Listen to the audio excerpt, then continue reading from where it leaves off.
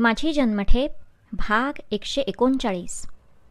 हा भाग पत्नी मिताली मकरंद देशपांडे यांच्या स्मरणार्थ मकरंद पुरुषोत्तम देशपांडे, कोथरूड, पुणे यांनी प्रायोजित केला आहे. प्रकरण 6. मरणोन्मुख शय्येवर.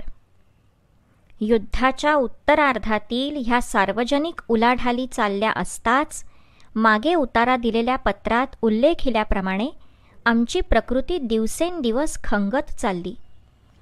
जेव्हा आमांशाचा विकार अगदीच विकोपास गेला आणि प्रत्यही 100 पर्यंत ताप अंगात राहू लागला, तेव्हा कुठे एकदाचे आम्हास जरा नीट व्यवस्थेने रुग्णालयात नेण्यात येऊन उपचार सुरू झाले.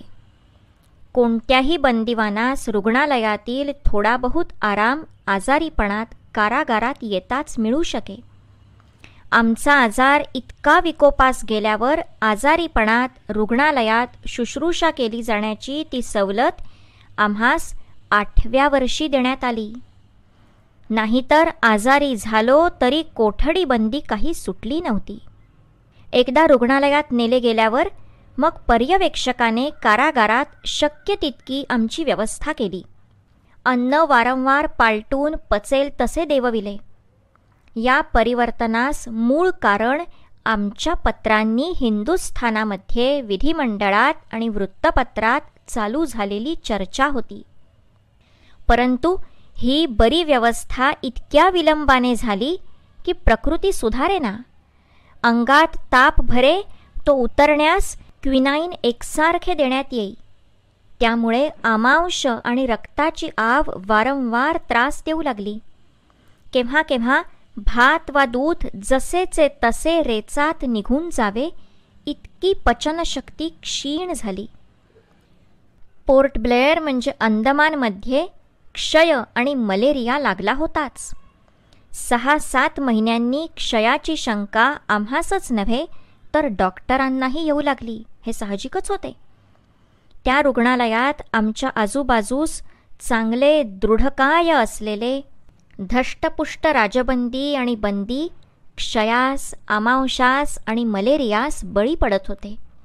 तिथे आमच्या 8-8 वर्षे तुरुंगाच्या विषारी छायेखाली खुरटून गेलेल्या प्रकृतीचा काय पाड. आमांशामुळे अन्नवर्ज्य, अन्नाभावामुळे अशक्तता वाढली. मज्जातंतू अगदी क्षीण झाले. कारागारात मन रंजविण्यासच नव्हे तर आत्म्यासही समाधान देण्यास एकच काय जे साधन असे ते म्हणजे वाचन. पण त्या तांतविक क्षीणतेने, नर्व्हस डेबिलिटीने ते वाचन वा बौद्धिक संवादही झेपेनासे झाले.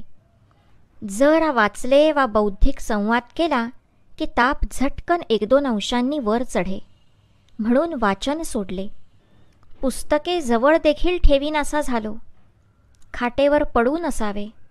त्यामुळे कारागारात आधीच दुर्धर भासणारी वेळाची लांबी अशी कंटाळवाणी दीर्घता पावावी की बोलून सोय नाही. आणि तो लांबलचक वेळ आमांशाच्या वेदना किंवा तापाच्या भणभणीत काढायचा.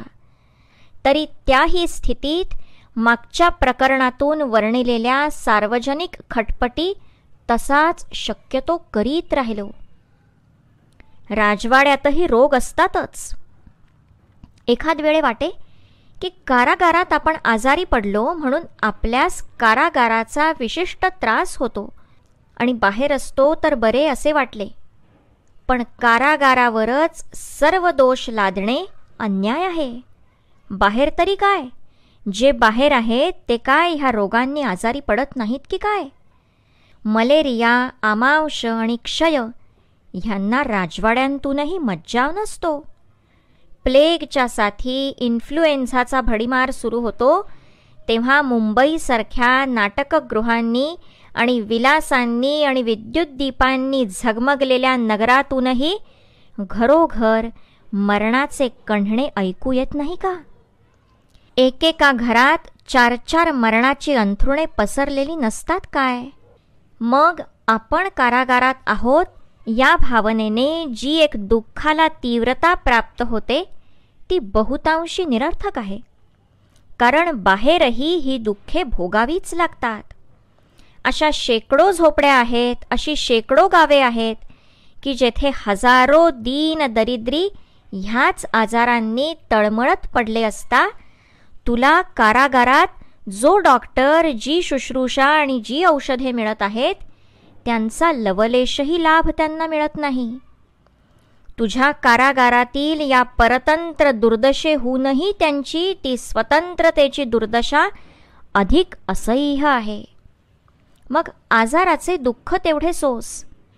कारागारात आहे म्हणून मी आजारी पडलो असे कुथत त्या आजाराचे दुःख कारागाराच्या कल्पनेने अधिक दुस्सह करू नकोस. कारागारात नसतो तर किती चांगले झाले असते. ही तुझी हुरहुर इतर दृष्टीने खरी असली तरी आजारीपणाच्या विषयात ती तितकी खरी नाही.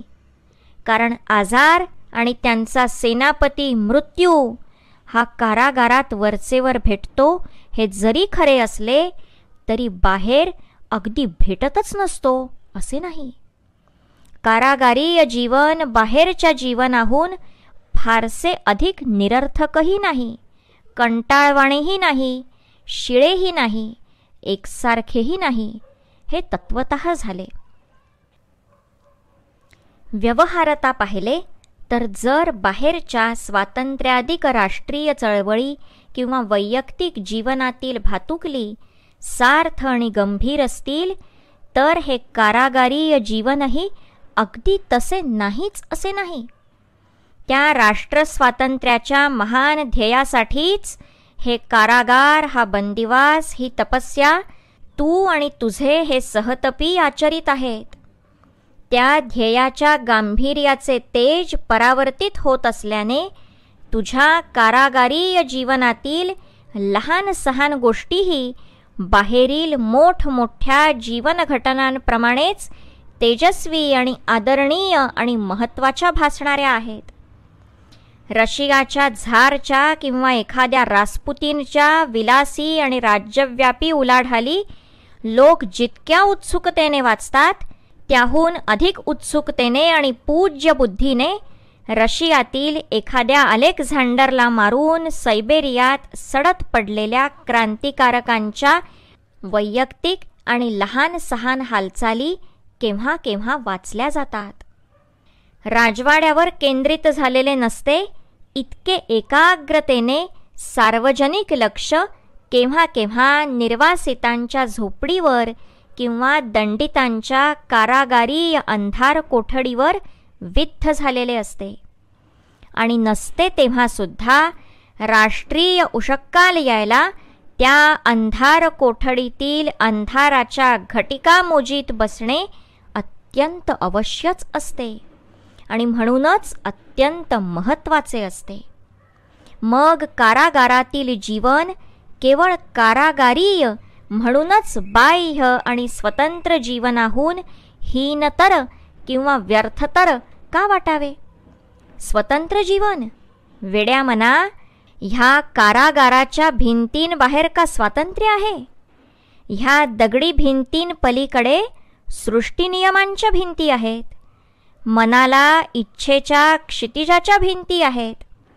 ह्या कारागाराच्या भिंतींनी तू जितका बद्ध झाला आहेस तितकेच ते बाहेरचे तुला स्वतंत्र वाटणारे लोकही बद्ध झालेले आहेत. थोडक्यात म्हणजे जे कारागारात तेच बाहेर हे प्रमाण अधिक उणे असेल पण प्रकार एकच. आणि करमणूक ही काय करमणूक? ह्या पहा, ह्या पुस्तकाच्या 2 पृष्ठात मुंग्यांनी आपली राजधानी बांधली आहे. लेखक स्वातंत्र्यवीर सावरकर. वाचन गीता चारुचंद्र उपासनी. सावरकर वाङ्मयाधिकार श्री सात्यकी अशोक सावरकर.